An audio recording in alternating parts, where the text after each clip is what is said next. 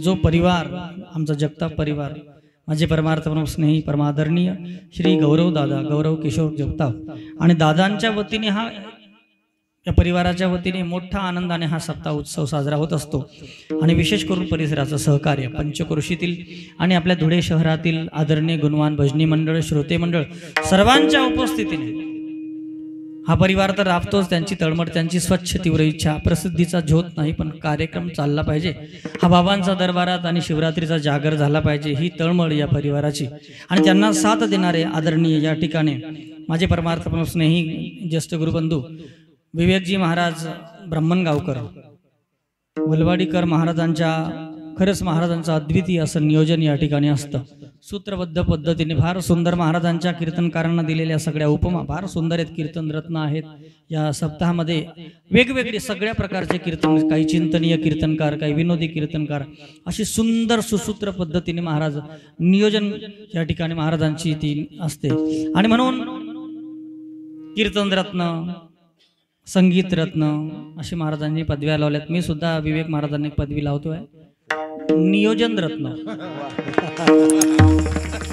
एक नियोजन रत्न, खरंच इतकं सुंदर नियोजन। आणि तारीख दिल्यापासून तर मध्ये संपर्क वगैरे हे त्यांच्याकडनं शिकलं पाहिजे। तर आम्ही याद्या करतो पण मी फोनच करत नाही महाराजला। मग मला विचारतात काल आता आंध्रातलं आमचं सप्ताहाचं नियोजन चालू आहे, माझ्यावर जबाबदारी, पण मला आठवण पडते, माझ्यावर रागवतात महाराज लोक, तुम्ही फोन करत नाही। म्हटलं तारीख दिली तर जावंच लागते, पण नियोजक हा वेगळा असतो। ऐका सूत्र ऐका, शतेषु जायते शूरः, हजारातला एखादा शूर असतो, आपल्या 100रातला एखादा। शतेषु जायते शूरः सहस्रेषु पंडिताः, हजारात एखादा पंडित असतो। वक्ता 10,000 10,000 एखादा वक्ता जन्माला येतो। आणि पुढे सांगितलंय दाता भवती वानवः, दाता दानशूराचा तर वानोळाच असतो, त्यांचा त्या ठिकाणी फार दुर्मिळ असतं दाता, दानशूर दाते फार कमी असतात। पण दात्यांपेक्षाही नियोजकस्तत्र दुर्लभाः, नियोजक फार दुर्लभ असतो। आणि महाराजांच्या नियोजनामुळे, महाराजांच्या प्रेमळ स्वभावामुळे आदरणीय पंचक्रोशीतील गुणवान भजनी मंडळ, वलवाडी, वाडी, भोकर आणि धुळे शहरातील सगळं टाळकरी उपस्थित आहेत। मी बऱ्याच जणांची नावं मला पाहत आहेत पण मी सगळ्यांची घेत नाही। आदरणीय माझे परमार्थ स्नेही ज्येष्ठ गुरुबंधू श्रीरामजी महाराज आज कीर्तनाला महाराज श्रवण करण्यासाठी उपस्थित माझं भाग्य आहे। आदरणीय माझ्यावर प्रेम करणारे आणि या ठिकाणी आमचे वराडे नाना मृदुंगाचार्य दुर्गेश महाराज, आमचे माऊली केशव बापू, आदरणीय आमचे रामनाथजी महाराज विनेकरी, आदरणीय आमचे आप्पा, आमचे आदरणीय हरिभक्त परायण आबा, तात्या, जिबो, अण्णा, फार सुंदर सगळे सोबदार वगैरे, फार सुंदर संच आमचा भैयाचा साऊंड आहे, अप्रतिम सगळा संच आहे। आमचे गोंदूरची मंडळी, आमचे दत्तू, गंजच नावे पाठ आहेत मला,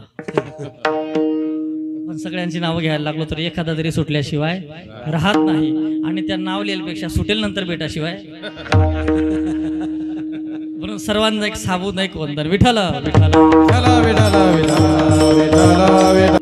या जगामध्ये संत आहे, संत होते, संत राहतील।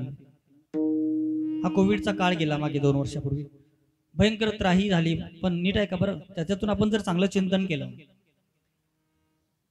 अमेरिका 35 कोटी लोकसंख्येचा देश आहे, तिथे 20 लाख लोक मेले। भारत 135 कोटी लोकसंख्येचा देश। इटलीवाले, इतर मीडिया जेव्हा सुरुवातीला 2020 मध्ये मार्च मध्ये लाट आली पहिली सुरुवातीला, आपल्याकडे एवढं नव्हतं, पण तिकडनंच मीडिया आणि आपण न्यूज मध्ये पाहून पाहून लोक घाबरायला लागले। एवढे घाबरले लोक, ते पीपी किट मध्ये पॅक केलेली माणसं, तिकडनं ते पीपी किट मध्ये फिरणारे डॉक्टर टीव्हीवर नेहमी दाखवायचे, आणि ते पाहून पाहून एवढे लोक घाबरले, एवढे लोक घाबरले, बरेच जण घाबरून मेले। माझं असं म्हणणं आहे की खरं सांगू का तुम्हाला, कोरोनामध्ये जी माणसं मेली त्याच्यातले 80% लोक घाबरूनच मेली, 20% लोक कोरोनामध्ये मेले। पण त्याच्यापेक्षा चिंतनाचा विषय सांगेल तुम्हाला, त्याच्यापेक्षा चिंतनाचा विषय असा आहे की एवढी जीवितहानी इतर देशांमध्ये, युरोपीय खंडामध्ये झाली, आपल्या देशात आरोग्य यंत्रणा व्यवस्थित नाही, पण तरी सुद्धा त्या मानाने आपल्या इथे जीवितहानी कमी झाली। त्याचं कारण आहे आमचा देवांवर, साधू संतांवर, मंदिरांवर विश्वास होता। मंदिर बंद होती पण घरातली देवघरांमध्ये पूजा जास्त वाढली होती। विठ्ठल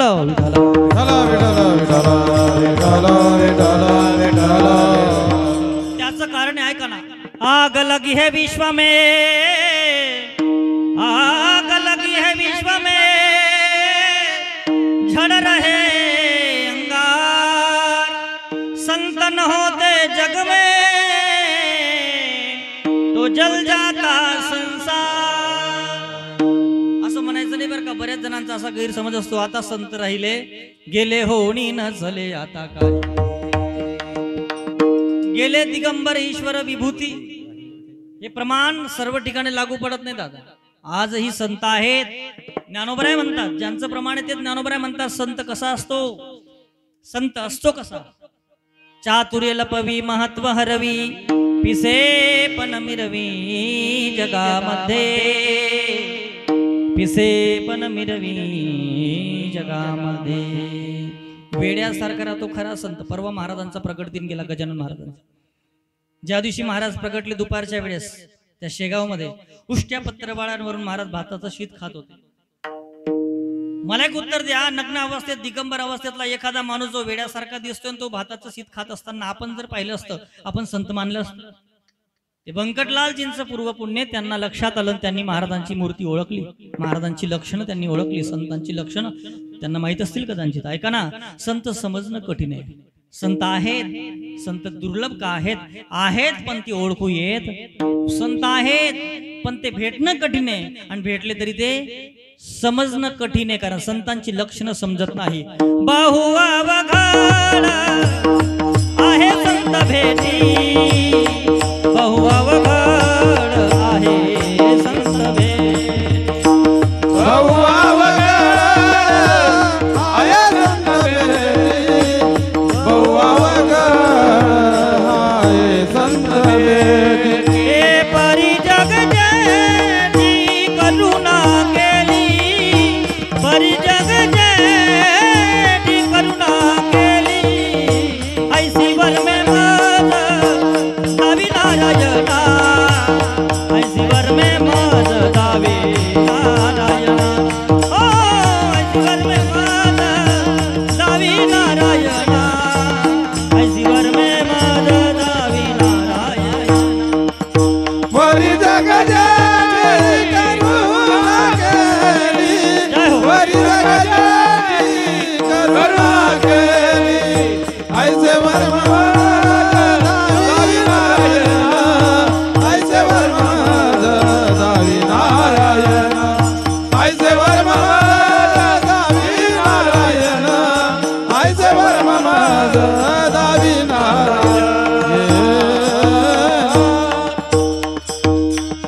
बहुअवघड आहे संत भेटी, परी जग जेठी करुणा केली. संत समजणं कठीण आहे. बहुअवघड का?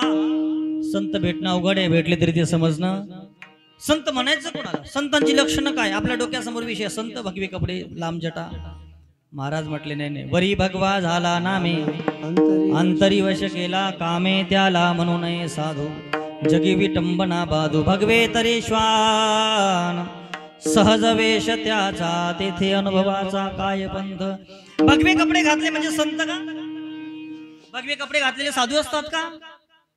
भगवे कपडे घातले म्हणजे साधू असतोच असं नाही, पण साधू भगवे कपडे घालू शकतो. मोठं चिंतन आहे बरं हे. संत समजणं अवघड आहे, म्हणून तो गोंधळ झालाय. संतांची व्याख्या अवघड आहे.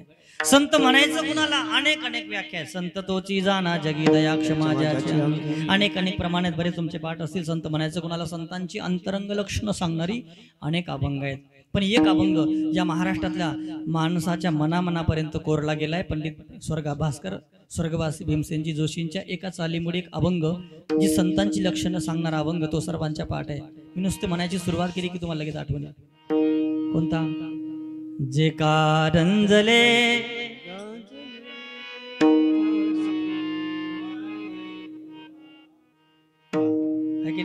किती रुजलेला आहे हा अभंग खोलपर्यंत. मी नुसता काढते ना, तुम्ही बडा काय होईल. तोची साधू ओळखावा,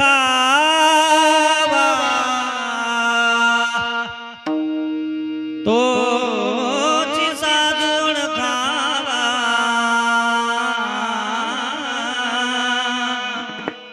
देवते तेची जाणावा. म्हणजे साधू गरीब असतात का? नाही नाही, श्रीमंतही साधू होऊन गेलेत.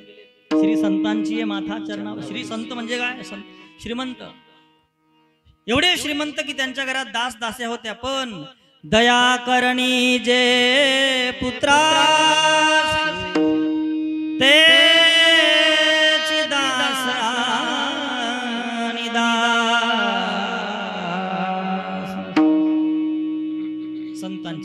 अंगावर काटे आले बघा, किती सुंदर.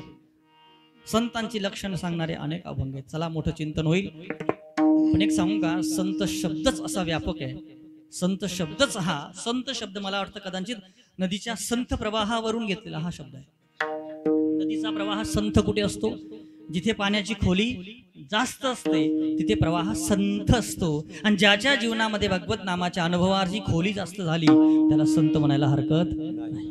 ही संतांची व्याख्या संत शब्दातच आहे. संत शब्दातच संत जीवनाचा अर्थ आपल्याला आहे. कधी कधी शब्दातच अर्थ असतो आणि कधी कधी प्रश्नातच उत्तर असतं. मी एकाला विचारलं, म्हटलं का हो तुमचं लग्न झालं? म्हणे हो महाराज. मग तुम्हाला किती मुलं? तो म्हणे 2, पहिलीला 1 आणि दुसरीला 1. मग त्याला बायका किती? अर्थ नीट काढा, शब्दातच अर्थ आहे, प्रश्नातच उत्तर आहे. तुमचं लग्न झालं? म्हणे हो. तुम्हाला मुलं किती? म्हणे पहिलीला 1 आणि दुसरीला 1. त्याला बायका किती?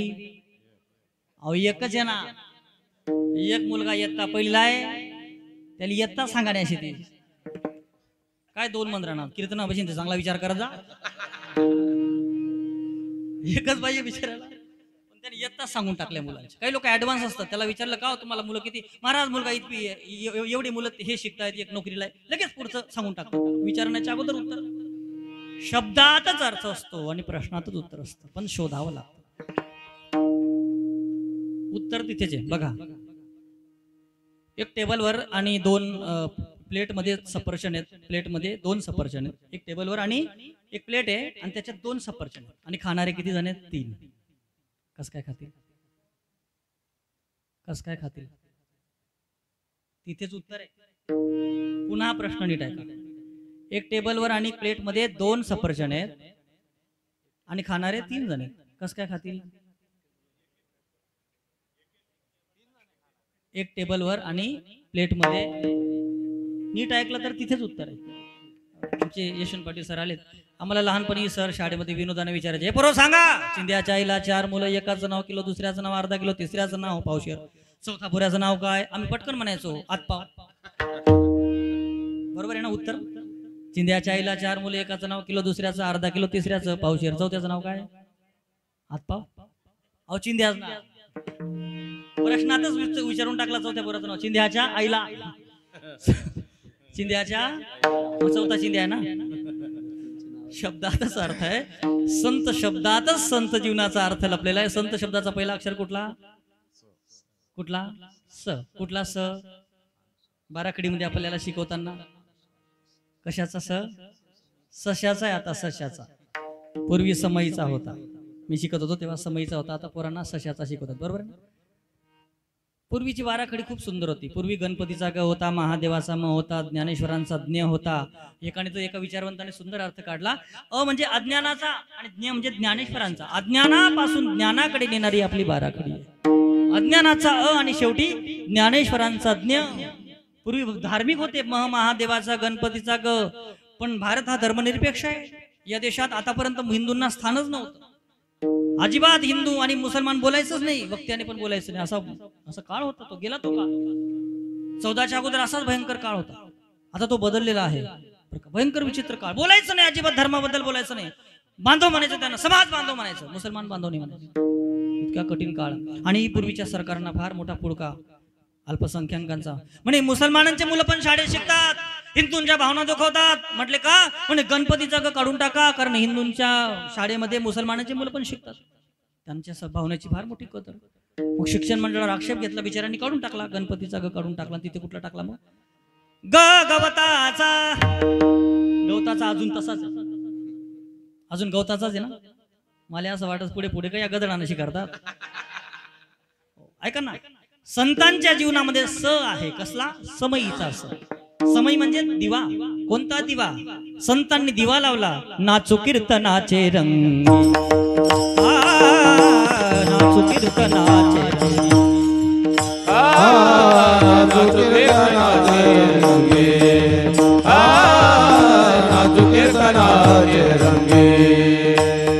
ज्ञानदीप लावू जगी, ज्ञानदीप लावू जगी जगी जगी. सर्व सांडोनी सर्व सांडोनी सर्व सांडोनी.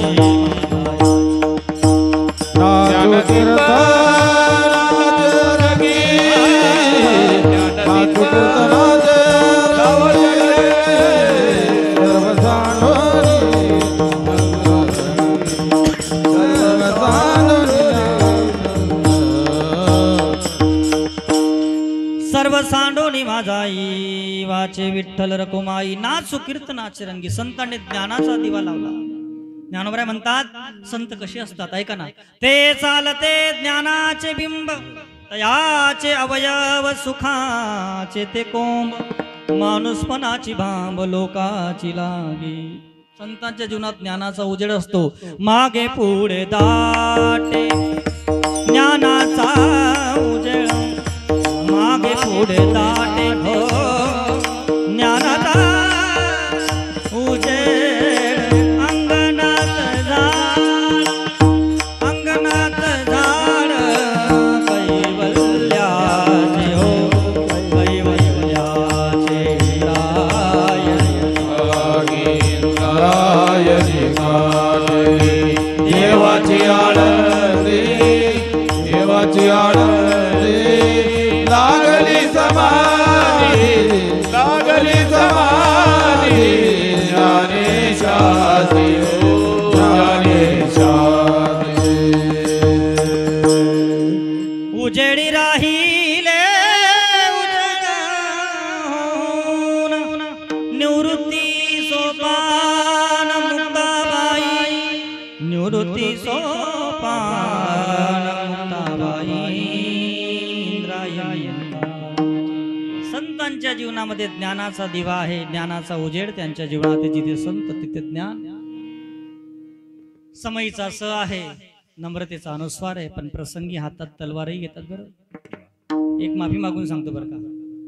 संतांनी प्रसंगी राजकारणातही हस्तक्षेप केला आहे. राजकारणाशी काय घेणं नसतं संतांना. पण धर्माच्या रक्षणासाठी अनेक साधूंनी राजसत्तेला आव्हान दिलं. इतिहास बघा. गुरु गोविंद सिंग यांनी हातात तलवार घेतली धर्मरक्षणासाठी. अनेक महाराजांनी अनेक साधू संतांनी धर्मरक्षणासाठी कधी कधी हातात तलवार घेतात. तुकोबराय काय म्हणतात. मऊ मेना होनी आम्ही विष्णुदास कठीण वज्रास भेदू भले तरी देऊ कासेसी लंगोटी नाठाळाचे माथी हानोकाठी. प्रसंगी तलवारही हाती घेतात.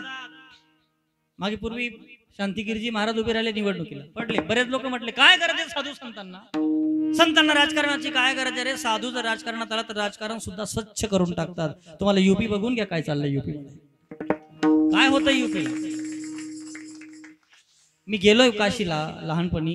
अहो त्या मंदिरात पोहोचेपर्यंत वाटत नव्हतं की आपण विश्वनाथांच्या मंदिरात पोहोचतो. आता टीव्ही मध्ये पाहून कळतं की काय जबरदस्त कॅरिडोरचं काम झालंय. हे संतांचं कार्य आहे. प्रसंगी हातात तलवारही घेतात नम्रताही घेतात. नम्रतेचा अनुस्वार आहे. तलवारीचा त आहे आणि ज्ञानाचा दिवा समयीचा. असं हे संत जीवन आहे. संतांच्या अनेक व्याख्या आहेत. जगद्गुरु महाराज म्हटले असे दुर्लभ असणारे संत मला भेटले. त्या संतांनी माझ्या जीवनात परिवर्तन केलं. हे महाराज अभंगाच्या पहिल्या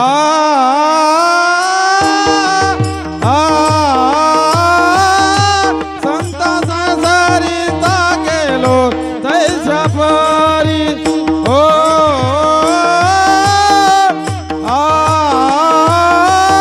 संतान सरता गेलो तैसा परी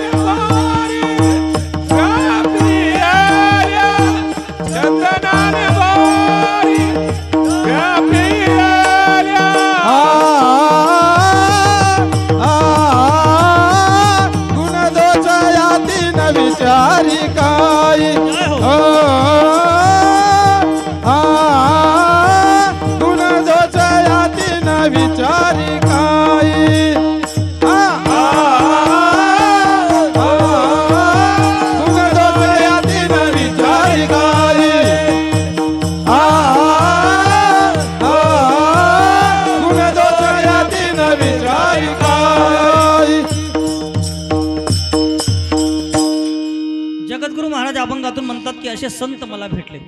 आणि त्या संतांनी काय केलं? संताने सरता, काय शब्द आहे? सरता. काय शब्द आहे? बरं का, आदरणीय भजनी मंडळ, सरता बरं. पण बरेच भजनी मागे विवेक महाराज अभंग सरिताच म्हणतात. कारण सरिता आणि सरता बराच मोठा फरक आहे. सरिता म्हणजे वेलांटी आली, सरता वेलांटी नाहीये, सरता सरळ आहे. पण सरिता म्हटलं की अर्थ बदलून जातो. सरिता म्हणजे नदी आणि सरता म्हणजे बदल. सरता म्हणजे सारखं, आपल्या सारखे सारखं सारखं करतात, बदल करतात, उद्धार करतात, कल्याण करतात. सरता. पण सरिता नाही. सरिता म्हणजे नदी करतात. किती अर्थ चुकीचा होतो. पण बऱ्याच जणांचा कानपाट असल्यामुळे ऐकून आता बिचारे भजनी काय करतील, ती कुठून आणतील नवीन नवीन अभंग मागे आणि कानपाट असल्याची मोठी गंमत होऊन जाते. महाराज हरिपाठामध्ये विनेकरी पुढे म्हणत होते, कृपाडू सज्जन तुम्ही संत जन, मंगला भजन्या म्हणे दुपाडू सज्जन होते. आता जसं ऐकलं तसं म्हणतात काही ठिकाणी. मी काल्याच्या कीर्तनात गौडून म्हटलं विवेक महाराज, पेंद्या सांगना हरीचा चेंडू पाण्यात गेला कसा,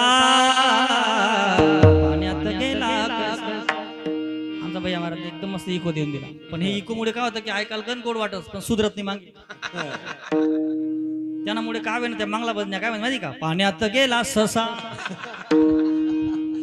अर्थ बदलून जातो ना. कानपाठ नाही पाहिजे माणसाचं, वाचन पाठ असलं पाहिजे बरं का. सरिता नाही, सरता. संताने सरता केलो, संतांनी परिवर्तन केलं, संतांनी बदल केला. जगद्गुरु महाराज म्हटले, संतांनी माझ्या जीवनात बदल केला. संत जगामध्ये जीवनामध्ये अनेकांच्या जीवनात बदल करतात. जगात बदल करण्याचं सामर्थ्य फक्त संतांचं. या अभंगाचा सरळ अर्थ आहे, जगाचं बदल करणे, जगात परिवर्तनाची लाट आणण्याचं सामर्थ्य कोण्यात आहे? कशाची लाट? परिवर्तनाची लाट. माहिती तुम्हाला? लाट चांगली परिचय झाली. लाट म्हटलं की लोक आता घाबरायला लागले. कारण 2-3 लाटा येऊन गेल्या. पहिल्या 2 आल्या मोदी लाट, 14 मध्ये आली मोदी लाट, नंतर आली कोरोनाची लाट. लाटा लाटा उसळते प्रेम. ऐका ना, संत परिवर्तनाची लाट आणतात, परिवर्तन करतात संत. जगात बदल करतात. जगात बदल करण्याचं सामर्थ्य संतांमध्ये. एक म्हटला विज्ञानवादी म्हणे, महाराज काय जगाचं बदलाचं श्रेय संतांना देतात? जग बदलाचं श्रेय विज्ञानाला दिलं पाहिजे. विज्ञानाने जगात बदल केलाय, मान्य आहे, विज्ञानाने बदल केला. खरंच विज्ञान फार भौतिक सुख. एका मोठ्या विचारवंताचं वाक्य सांगतो, आपली जी पिढी आहे ना, आता जी पिढी सुखी आहे, अशी पिढी इतिहासात कधीच सुखी नव्हती. आपल्या पिढीला जे सुख आहे, असं सुख अनेक पिढ्या होऊन गेल्या. द्वापर, त्रेता, कलियुग, सतयुग. कुठल्याच युगामध्ये कुठल्याच पिढीला एवढं सुख नव्हतं. कुठलं? हातामध्ये माणसाचं मुख पाहून बोलायचं सुख कुणाकडे होतं सांगा? कुठल्याच पिढीला एवढं सुख नव्हतं. महिला मंडळ, कुठल्याच पिढीला एवढी त्या ठिकाणी आरामदायी गोष्ट नव्हती. खरं सांगा महिला मंडळ, काय कामं राहिली तुमच्याकडे? वाटणं नाही, कुटणं नाही, दळणं नाही, काढणं नाही, सारवणं नाही, पोतरणं नाही, काहीच कामं नाही बायांना. पूर्वी सगळी कामं, आणि आता सगळी जड कामं माणसांकडे येऊन गेली. जड कामं कोणाकडे? खरं सांगा. सिलेंडर कोणी उचली देऊ? सिलेंडर कोण लाई देऊ? माणूस नाही.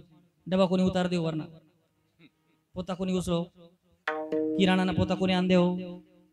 साखरनं पोतं कोणी उतार, म्हणजे डबा कोणी उतार देऊ? सगळी जड कामं कोणी करायची? माणसांनी. आणि कमरे कोणा दुखतस म्हणे, कोणी कंबर दुखस म्हणे, आय हा माय तू काय काम. आताची पिढी एवढी सुखी ना, कधीच कुठल्याच युगामध्ये. ऐका ना, मोठं चिंतन आहे. कुठल्याच युग वाढवतो, कुठल्याच युग ऐकू कमी राहू दे लागले. कुठल्याच युगामध्ये आज आताच्या पिढीसारखी पिढी सुखी नव्हती. काही त्रास नाही आपल्याला. विज्ञानाने फार मोठी क्रांती केली, फार मोठा बदल केलाय. खिशापर्यंत विज्ञान पोहोचलाय. काही सगळं बदलता येतं. आता वैद्यक शास्त्रामध्ये विज्ञानाने एवढी प्रगती केली, पोट फाडायचं काम नाही आता. दुर्बीनद्वारे ऑपरेशन. डॉक्टर लोक कम्प्युटरमध्ये पाहतात आणि खाली शस्त्रक्रिया चालते. इतकं सोपं झालं, इतकं सोपं झालंय. सगळं बदलता येतं माणसाचं, सगळं बदलता येतं सगळं. कुठली बारीक, आता काय होतं निदान, कुठली आता केसापेक्षाही बारीक फॅन्स असतात आपल्या. कुठली चॉकअप आहे, MRI स्कॅन केलं का सगळं समजतं. अशी मशीन निघाले. पोटात असलेलं बाळ कसं दिसतंय, 3D ॲनिमेशन सिस्टम. मुलगा रंगीत पहा तुम्ही TV मध्ये, कसं दिसतंय पोटातलं बाळ. इतकं विज्ञान प्रगत झालंय. विज्ञानाने एवढी क्रांती केली आहे. सगळं व्यवस्थित दिसतं. विज्ञानाने फार मोठी क्रांती केली. सगळे मशीन निघालेत. हाडं बदलता येतात. हात मोडला तर आता गड्यात घालून फिरायचं काम नाही. आठवतं तुम्हाला?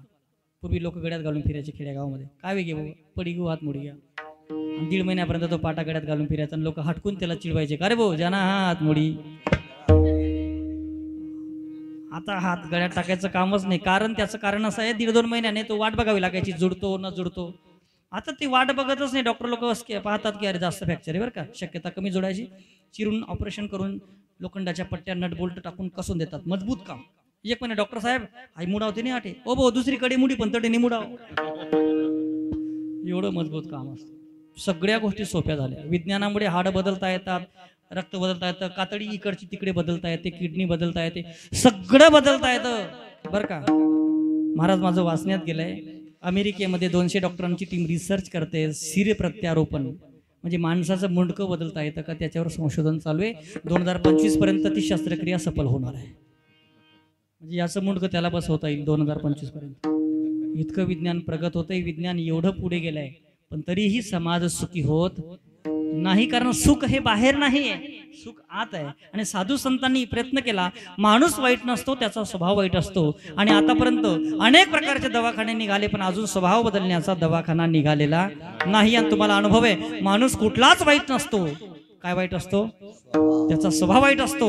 आणि खरं सांगा, 2 माणसं एकमेकाजवळ भेटल्यानंतर तिसऱ्याची चर्चा करतात. तिसऱ्याची चर्चा म्हणजे त्याच्या कुठल्या गोष्टीची चर्चा करतात? फक्त स्वभावाची चर्चा करतात. त्यांनी कोणी असं कर आणि तो कोणी असंच कर, असंच करस. हा झाला स्वभाव. स्वभावाला औषध नाही, स्वभाव बदलण्याचा दवाखाना अजून निघालेला नाही.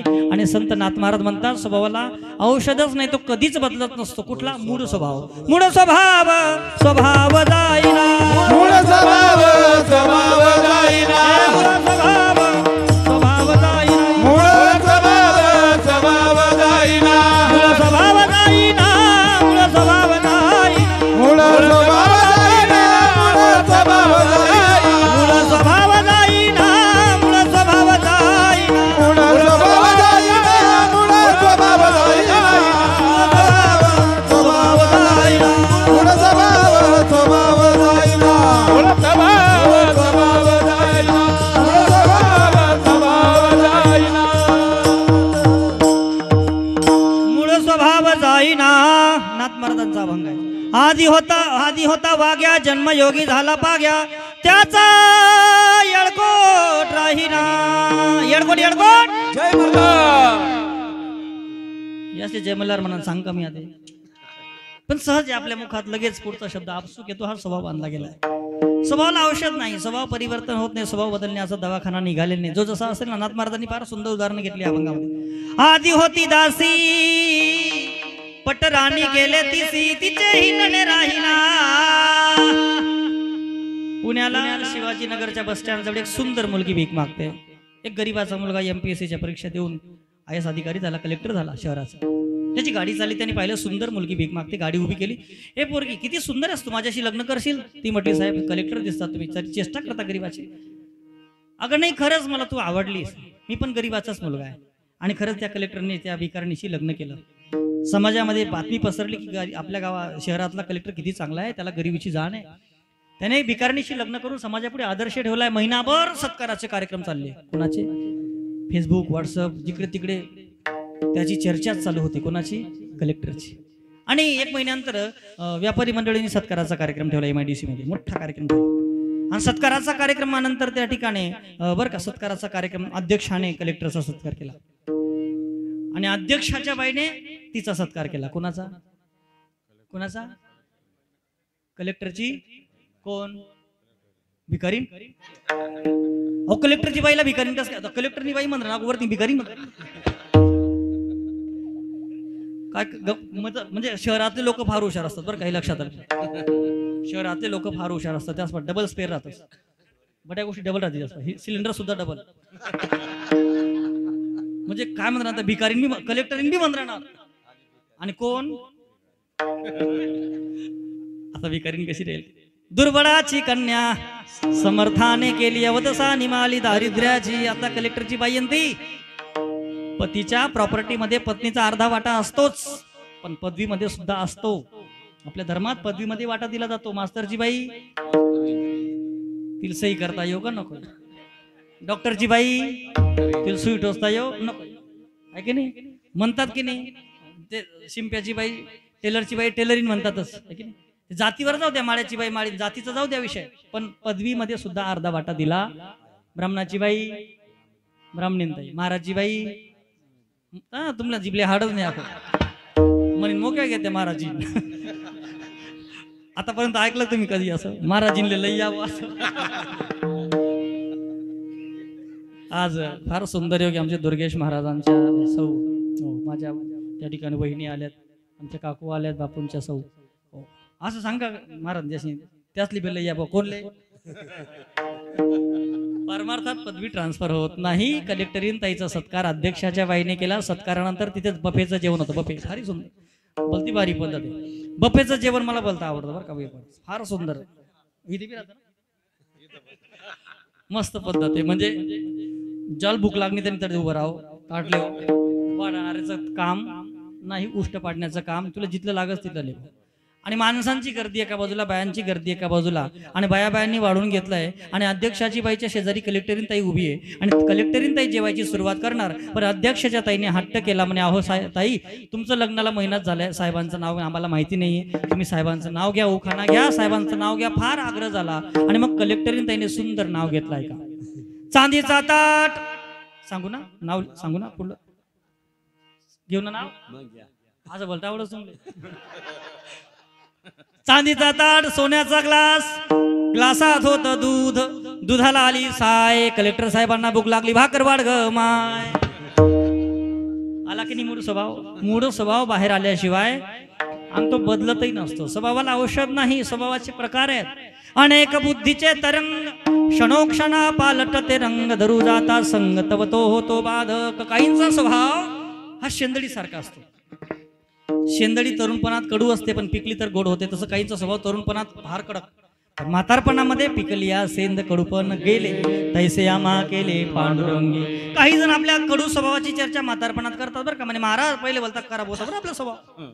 हा आय दुये आय 5 किलोमीटर दुये एक फार लांब मारिंग. पूर्वीच्या ऐका ना, परिवर्तन स्वभावामध्ये परिवर्तन करतात. सेंदडी सारखं कडू बदलतं, काहींचा स्वभाव बदलतो, पण काहींचा स्वभाव वयानुसार बदलत. उदाहरणार्थ कारलं, जसं कारलं बदलतं का, तरुणपणातही करू आणि म्हातारपणातही, तसं काहींचा स्वभाव जीवनभर बदलत नाही. वय जाते पण काय सापडत नाही, सोय सापडत नाही. फार सुंदर दृष्टांत माझे गुरुजी सांगायचे. खेड्यागावातली गोष्ट होती. दुपारची वेळ, म्हातारा खाटीवर झोपला होता. सलीन लावलेली डॉक्टरांनी, सलीन संपून गेलेली आहे. सुनबाई भांडे घासत होती. भांडे घासता घासता सुनबाईने मागे पाहिलं, म्हातारा उठी घ्या. उठून बसला म्हातारा खाटेवर. सुनबाईने, खेडेगावची गोष्ट बघा ते, पुढच्या घर ओट्यावर भांडे घासणारी सुनबाई, हात धुतले. पहिलं म्हातारा झोपलाय. घरात गेली, कोंटीवरची कॅरी बॅग काढली आणि एक तांब्या पाणी आणि एक खाली कप घेऊन म्हाताऱ्याच्या खाटेजवळ मांडी मारून सुनबाई बसली. म्हणे आप्पा तुमले काही खाणं आहे? म्हणे नाही. सकाळी तुम्ही पोहे खायला तर डॉक्टर सलीला घ्या, 2-3 दिन जाईल तुमले खोकला, इराणा सर्दी खोकला ताप. डॉक्टर म्हणे 2-3 दिन मावर वाटी.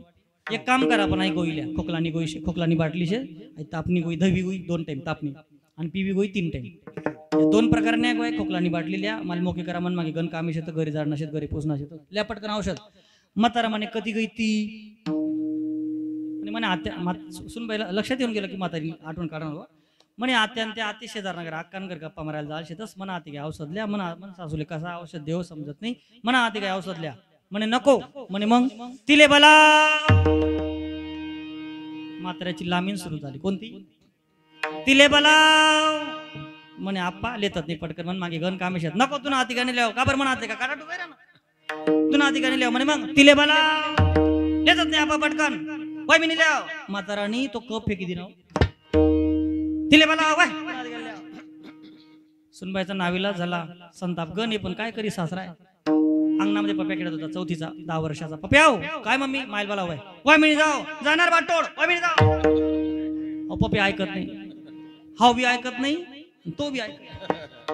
हो ना, डोकं नाही काम करे, माय काय करू या. पण सुनबाई हुशार होती. मन भाऊ बोलता शाळा, तू मायले बोलायलीच ना भाऊ. पप्या तुला 1 रुपया दिवस दुकानात जाऊ पेप्सिली वाले. म्हणे खरंच. म्हणे मग खोटं सांग. 1 रुपयाची लालूच भेटली म्हणून पप्या म्हाताऱ्याला बोलवायला गेला. गप्पा मारायला अक्काच्या घरी म्हातारी बसली होती. गप्पा मारायचा पहिला अध्याय सुरू झाला होता.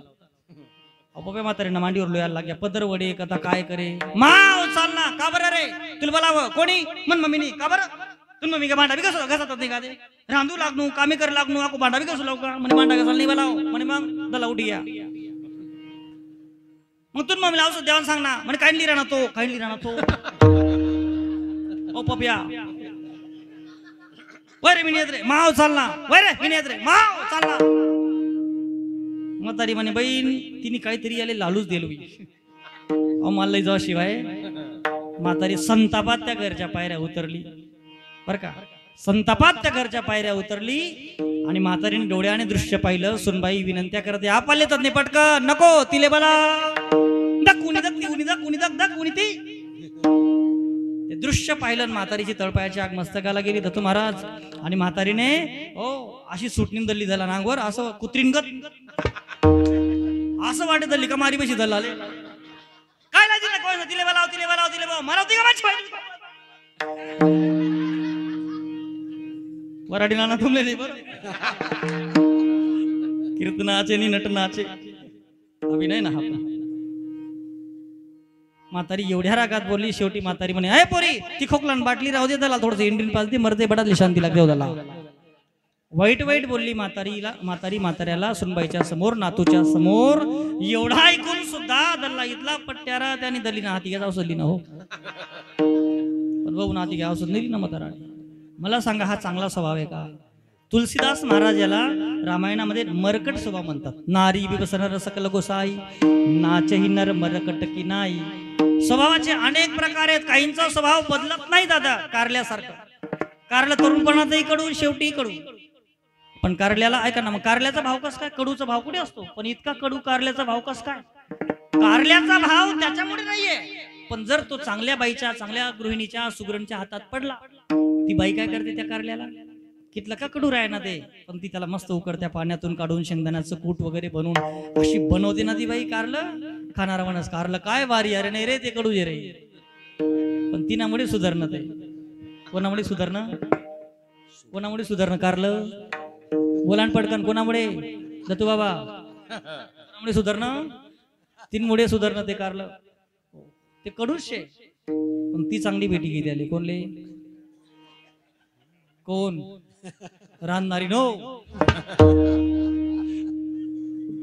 बराच कारला सुधरी घ्यात बर काही बोलता चढेल राहतोस कारला असा चढेल जेवण करता करता तोंड मग घास अय तुला माहित नाही का तुमच्या मी खिचडी खात नाही तू वाढ ना ती म्हणे परत दिसो सरी घे मग सांगो ना म्हणे सांगो तुम्ही ऐकू तुम्ही बैऱ्या घेत मी काय करू तू म्हणे बैऱ्या बोलली आणि जो भांडण सुरू झालं एका शब्दाने भांडण करावं काय लागेल जो लांबलं मांडन तो बोले ती बोले शेवटची ना संता फेरी आय तर बरं करे खावडा रुबाब करत वरती सरी की मी करे आय तर काहीच नियम तिने पै काढीन मारी फेकी त्याला ती दुपाराने पै मारी फेकी पापणीला बशी घे त्यांनी बोलणं बंद करली ना तो घाबरी या इथलं बोलणं ते पै मारी फेकी हा का बोलतो ते का बोकणं मारी बापू डोळ्या असा सुजी घेता ना सकाळी उठी मित्रमंडळ मग गप्पा मारायला बसणार मित्रमंडळ का रे कसं काय सुजी घ्या राम भाऊ म्हणे बरं रात्री जपमा मुंगीचा गई होई आता कसाला सांगी ती मारी बसणार एक मित्र म्हणे दवाखाना मध्ये आहे रे डोळ्यानं काम बोलतो वाईट रास ना आपलं कंपनी हॉस्पिटल मध्ये आहे भाऊ अरे तरी फी लागस ना मित्र म्हणे म्हणा पैसा नाही भाऊ कसं काय जाऊ जाय ना म्हणे नाही पैसा नाही रे भाऊ तंगी झाला आणि अडचण आहे एका मित्रानं सांगितलं सोपा उपाय फुकट उपाय कुठे जाऊ नको कुठे जाऊन काहीच काम नाही पैसा खर्च कारण काहीच काम नाही एक काम कर तू त्या सुजेल डोळ्याले तूप लाव सकाळी तूप लाव म्हणजे संध्याकाळचे सूज उतरी जाई तो म्हणे काका तुमनं नाव काढ नको तुमना बाहेर सुजेल तो स्वभावाला औषध नाही स्वभावाचे प्रकार आहेत कारल्यासारखं अनेक प्रकारचा स्वभाव आहे स्वभाव बदलण्याचा दवाखाना फक्त संतांचा आहे संत काय करतात परिवर्तन करतात कशाचं संतांचे संगती मनोमार्ग संतांचे संगती मनोमार्ग संतांचे संगती मनोमार्ग संतांचे संगती मनोमार्ग आकडावा श्रीपती आकडावा श्रीपती येणे पंते हरिमुखे मना हरिमुखे मना हरिमुखे मना हरिमुखे मना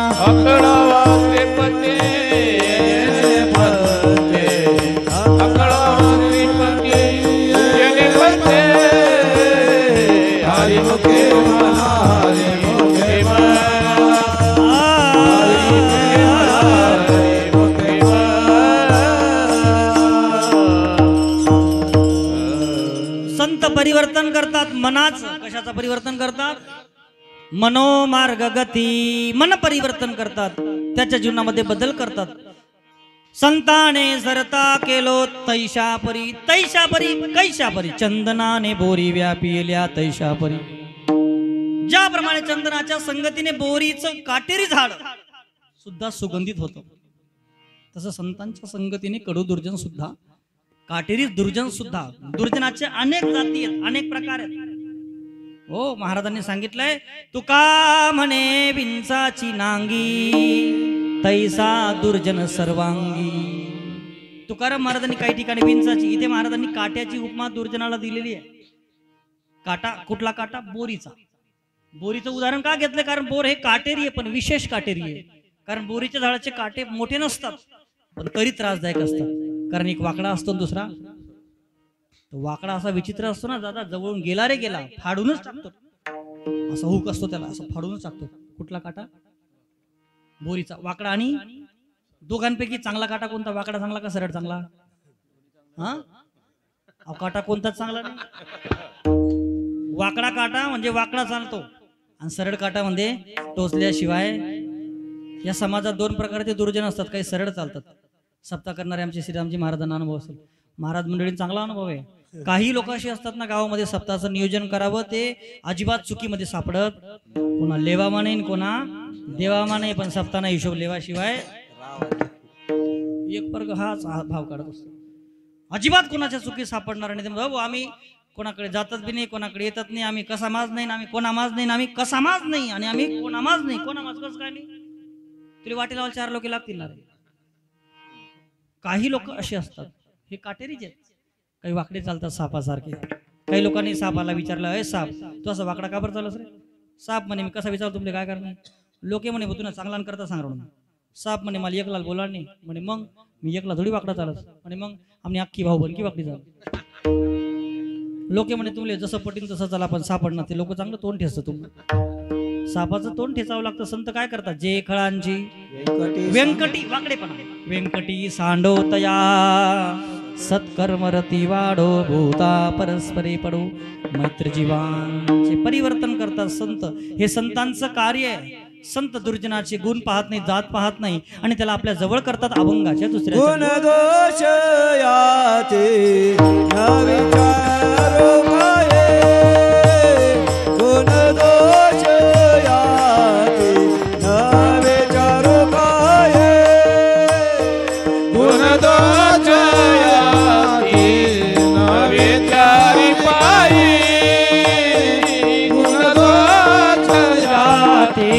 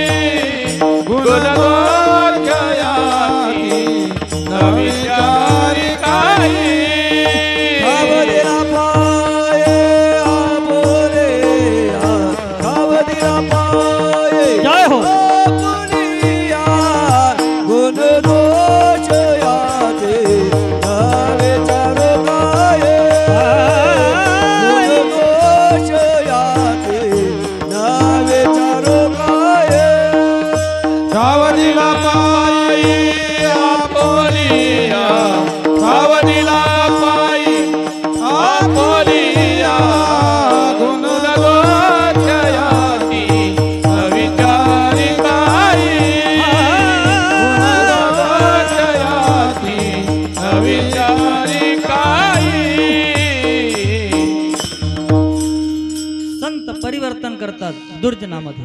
त्या दुर्जनाचे गुण पाहत नाही, त्याची जात पाहत नाही, त्याचे दोष पाहत नाही. ठाव दिला पायी गुण दोष याती न विचारी काही, ठाव दिला पायी आपुलिया. त्याला ठाव देतात, त्याला जवळ करतात, सांभाळतात. कुणाला सांभाळतात? संत दुर्जनाला, की ज्या दुर्जनाला सर्वांनी त्याचा त्याग केला. दुर्जन देवालाही चालत नाही बरं का. देव दुर्जनाला जीवत ठेवत नाही. भक्ता राखे पायापाशी दुर्जनासी सर्व. पण संत दुर्जनाचे गुण दोष जात न पाहता त्याला जवळ करतात. का? कारण सर्वांनी त्याचा त्याग केला, त्याला सांभाळेल कोण? ज्याचा त्याग जगाने केला त्याला देव सांभाळतो दादा. तोडना टूटे हुए दिल को बुरा होता है, जिसका कोई नहीं उसका तो खुदा होता है. ज्याला जगाने सोडलं त्याला देव सांभाळतो, आणि ज्याला देवाने सांभाळलं त्याचं काय होणार आहे? देव तारी त्यास कोण मारी, हाते पाय मरी त्याले देव बी काय करी. ज्याचा त्याग जगाने केला त्याला देव सांभाळतो, आणि ज्याचा त्याग देवाने केला त्याला संत सांभाळतात. ऐका, कधी कधी देवही त्याग करतो. हे फार सुंदर चिंतन आहे. रामायणातला प्रसंग, प्रभू रामचंद्रजी समुद्राच्या त्या ठिकाणी समुद्रावर सेतू बांधायचं काम चाललंय रामेश्वरमला. भगवान रामजी विचार करतात, रिकामं बसल्या बसल्या काहीतरी काम करावं, म्हणून प्रभूंनी भात्यातून बाण काढला आणि खडकावर घासायला लागला.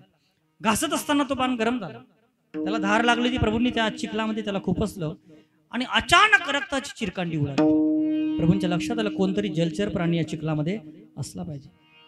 प्रभूंनी पटकन चिखल बाजूला केला आणि रामजींनी पाहिलं तर एक भला मोठा बेडूक आहे, त्याच्या पाठीतून पोटाच्या आरपार बाण घुसून गेलाय. सर्व चिखल रक्ताने माखलेला आहे. बेडकाची जीभ बाहेर आली, डोळ्यातून अश्रू येत आहेत, शेवटचे श्वास बिचारा मोजतोय. भगवान रामजी त्या बेडकाशी संवाद साधतात. बा बेडका, अरे मी बाण शीतल करण्यासाठी हळूहळू पाण्यात खुपसलाय, चिखलात खुपसलाय. अगोदर तुला तो टोचला असेल, बाण टोचल्याबरोबर तू हालचाल जर केली असती लगेच मी मागे घेतला असता, तू मेला नसता. आता कदाचित तू मरशील. त्या बेडकाने ती उत्तर दिले ते ऐका बरं का, फार सुंदर आहे. ते बेडूक म्हणाला, प्रभू आयुष्यरूपी पुस्तकाची सगळी पानं उलटून गेलेली आहेत. जीवनामध्ये अनेक अनेक संकट आली, अनेक अनेक आघात आले, ते चढ उतार जीवनामध्ये अनेक आले. जीवनात जेव्हा माझ्यावर संकट आली तेव्हा मी तुमचं नाव घेतलं, माझं संकटातून रक्षण झालं. आजपर्यंत जो मला संकटातून तारत होता, आज तारणाराच मला मारायला निघाला, तर हाक मारू कुणाला? त्या बेडकाला माहिती नाहीये, ज्याचा त्याग जगाने केला त्याला देव सांभाळतो, आणि ज्याचा त्याग देवाने केला त्याला कोण सांभाळतो? त्याला संत सांभाळतात. विषय रामायणात पुन्हा. माता जगत जननी जानकीचा त्याग कोणी केलाय? गरोदर अवस्थेमध्ये आपदमस्तक विशुद्ध सीता पतिव्रता ती मोठ देवता पतित पावने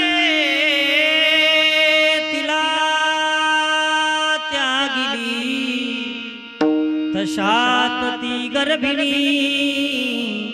दैव जाणिले कुणी. ऐका ना माय, एका राजाची राजकुमारी, एका राजा चक्रवर्ती सम्राटाची सून, एक चक्रवर्ती राजाची पत्नी महाराणी. लोकापवादाच्या मुळे भगवान प्रभू रामचंद्रजीने जेव्हा त्याग केला, सीतेचा गरोदर होती. माता जानकीचं बाळंत पण ऐका ना माय, नदीच्या पाण्यामध्ये त्या ठिकाणी एक नदीच्या पाण्यात मुलाला जन्माला आलेलं बाळ त्याला धुण्याकरता स्वतः उतरल्यात, धुण्याकरता त्या ठिकाणी पाण्यात उतरल्यात, पण त्याची नाळ तोडण्याकरता एक दगड खालून पाण्यातून उचलला आणि दुसऱ्या दगडाने ठेचून मुलाची नाळ तोडली. असं दुःख कुठल्या स्त्रीच्या प्रारब्धात बघा ना, कल्पना करा. सीतेसारखा वनवास कुणाच्या प्रारब्धाला आहे, पण त्या सीतेला सांभाळलं कोणी? लवांकुशाचा हलवी पाळणा वनी वाल्मिकी मुनी, दैव जाणिले कुणी,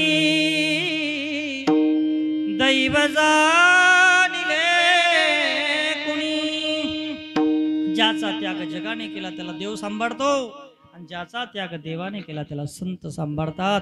म्हणून ठाव दिला पायी आबोलिया. शेवटच्या चरणाचा भाव सांगतो. एक 15-20 मिनिटं सेवा थांबवतो. सर्वांनी मांडी भरून बसा. एकदा भगवंताचं नाम मुखाने नाम, हाताने टाळे. विठोबा रखुमाई, जय विठोबा रखुमाई, विठोबा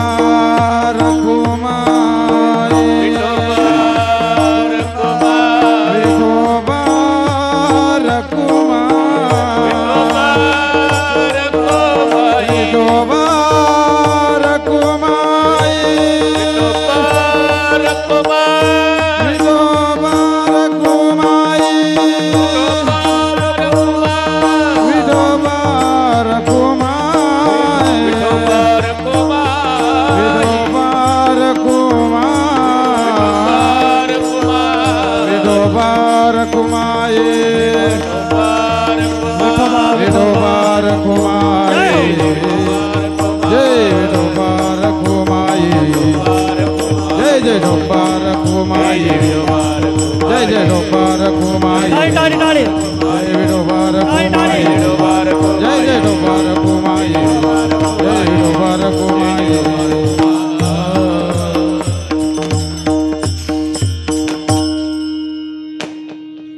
गुणदोष यातीन विचारी काही ठाव दिला पायी या पोलिया. जगद्गुरु महाराजांना विचारलं, संत दुर्जनाला बदल करू शकतात, ज्याच्यात दोष आहे त्याच्यात.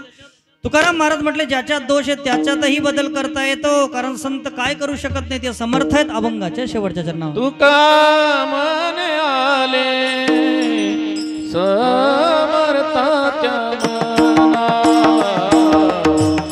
तुका मने आले जय हो.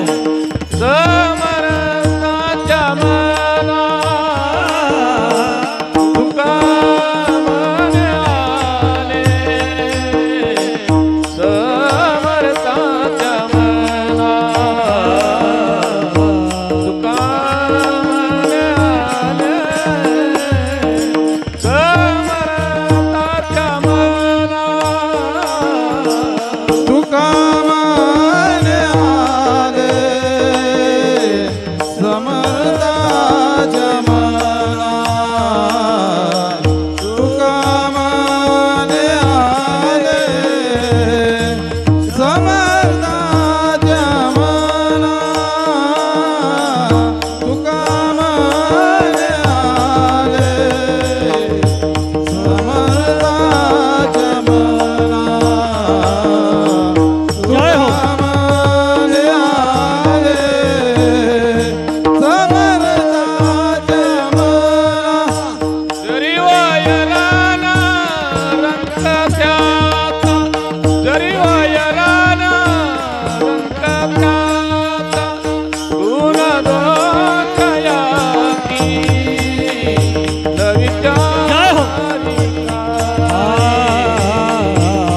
गुण दोषयाती न विचारी काही जरी वयराना रंग त्याचा जरी वयराना रंग त्याचा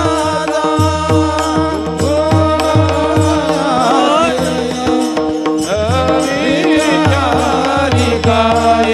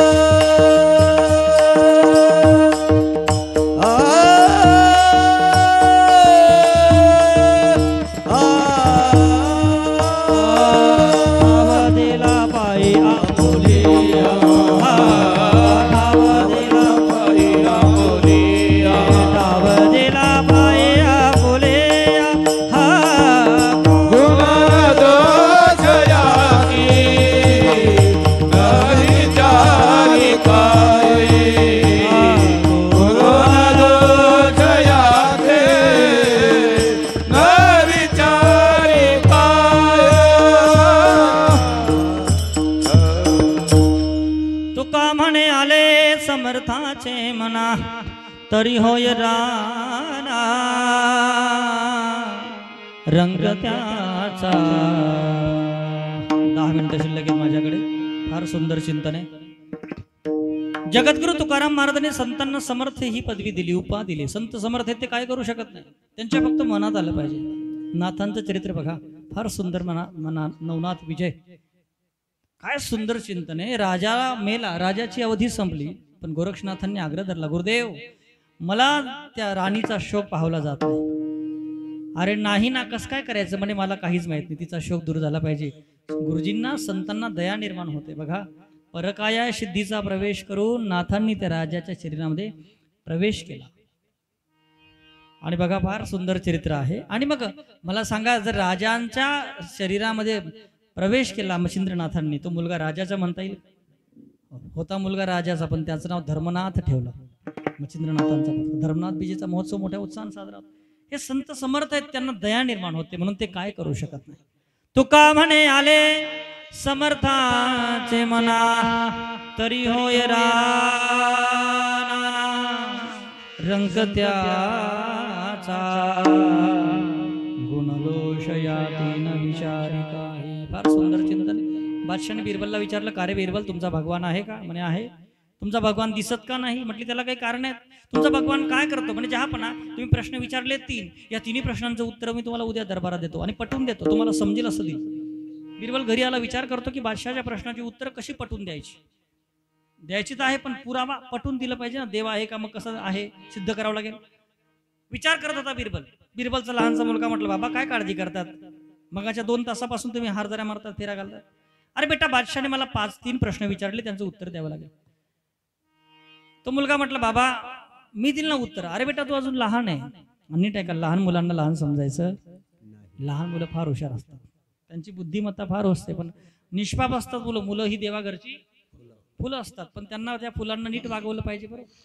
आता मग काय खरं नाही, ते फुलं पुढे त्रासदायक ठरतात. मुलांना चांगले संस्कार द्या, मुलांसमोर खोटं बोलायचं नाही. मुलं लक्षात ठेवतात. लहान मुलं हे अनुकरणीय असतात. त्यांना माहित नसतं. बापाने सांगितलं पैसे मागणाराला दारामध्ये, बापाने सांगितलं त्याला सांग मन बाप घर म्हणे. तो अंगणात गेला, त्या माणसाने विचारलं, का रे तुम्ही बाप कुठे घ्या? मन बापनी माले सांग मन बाप घर म्हणे. त्याला काय माहिती खोटं कसं बोलायचं. लहान मुलांना माहित नसतं, ते जसं आहे ना तसं. एका बाईने आपल्या मुलाला सांगितलं, म्हणे जाय ते शेजार ना काकू पण साखर लई आपले सर घे, एक सिंगलभर साखर, कब्बर साखर लई आपले चहा ठेवा.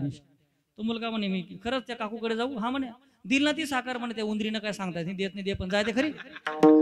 हे बोलायचं काय काम नव्हतं. तिथे गेल्यानंतर तो मुलगा साखर घ्यायला गेला, त्या बाईने डबा उघडला, कपात साखर ओतली आणि सहज विचारलं, तू माय काय म्हणणार? ती म्हणे, मन माय असं म्हणे, ती उंदरी दिवस नाही दिवस.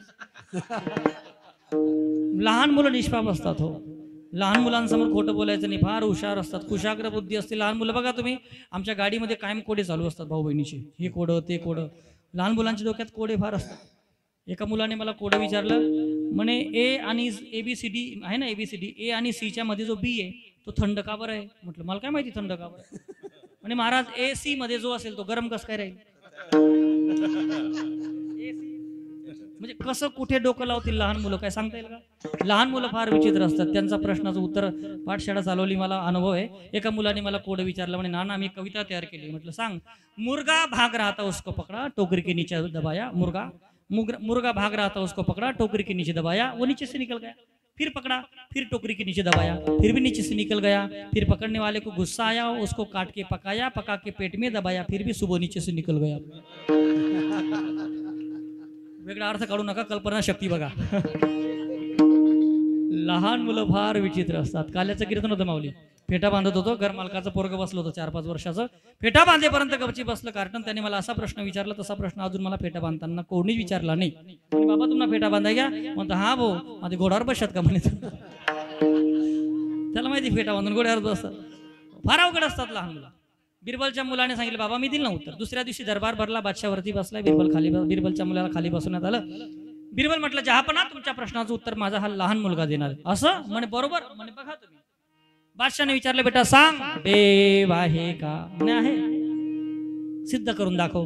त्या मुलाने आपल्या सोबत पिशवी नेली होती, त्या पिशवीतून एक कागद काढला आणि सांगितलं, जहापना हा काय आहे? म्हणे कागद. म्हणे याच्यावर काय दिसतंय का तुम्हाला? बादशाह म्हटलं, हो याच्यावर चित्र आहे मोराचं. तो मुलगा म्हटला जहापणा तुम्हाला सांगू का, आमच्या घरी टेबलावर कागद पडला होता, आपोआप सिस पेन्सिल उठली, फिरायला लागली, सिस पेन्सिल खाली बसली, नंतर खडू उठले आणि आपोआप रंग भरून हे चित्र तयार झालं. बादशाह म्हटला अरे बेटा विनोद करू नकोस, मला उत्तर दे, आपोआप चित्र कसं बनेल, तुमचा देव आहे का ते सांग मला आधी. तो मुलगा म्हटला मी तेच सांगतोय, चित्र आपोआप बनणार नाही. म्हणे नाही जहापणा, साधं चित्र जर आपोआप बनणार नाही, याला कोणतरी चित्रकाराने बनवलं असेल असं तुम्हाला वाटतं, हे विचित्र जग कोणीतरी बनवलं असेल ना, आणि ज्याने बनवलंय त्याला देव असं म्हणतात, त्याला परमात्मा असं म्हणतात. याला कार्यकारण भाव संबंध शास्त्रामध्ये म्हटलं. कार्य आहे म्हणजे कारण असलं पाहिजे. धूम आहे म्हणजे अग्नी, यत्र यत्र धूमा तत्र तत्र वन्नीही, जिथे धुवा आहे त्या ठिकाणी धूर आहे, तिथे वन्नी अग्नी असणारच आहे. हा कार्यकारण भाव संबंध सांगितला. ठीक आहे, मग तुमचा भगवान दिसत का नाही, म्हणजे जहापणा मला दूध पाहिजे. दुधाचा ग्लास मुलाच्या हातात देण्यात आला आणि मुलगा त्या दुधाच्या ग्लासामध्ये बोट घालून हलवायला लागला. बादशाह म्हटलं काय करतोयस, म्हणजे जहापणा मी दुधात तूप पाहतोय. अरे तुला दुधात तूप कसं दिसेल, म्हणजे दुधात तूप नाही का, आहे पण असं दिसणार नाही बाळा. जहापणा जसं दुधात तूप आहे पण दिसणार नाही प्रक्रिया केल्याशिवाय, तसं जगात देव भरून उरला आहे. म्हणतोनी नवनीता तैसे घे अनंता वाया व्यर्थ कथा सांडी. हे बाळा सांग, तिसऱ्या प्रश्नाचं उत्तर दे, तुमचा भगवान काय करतो. म्हटले जहापणा याचं उत्तर मी असं देणार नाही, मला वरती बसू द्या, तुम्ही खाली बसा. म्हटले का, माझी अट आहे, बस मला वरती बसू द्या, तुम्ही खाली बसा. बादशाला कौतुक वाटलं. बादशाने बिरबलच्या मुलाला वरती बसवलं, ते खाली बसला बादशाह स्वतः, आणि डोक्यातला ताज पोराच्या डोक्यावर ठेवला.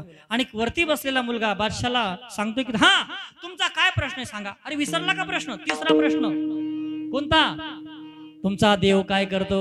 म्हणजे जहापणा आमचा देव हेच करतो.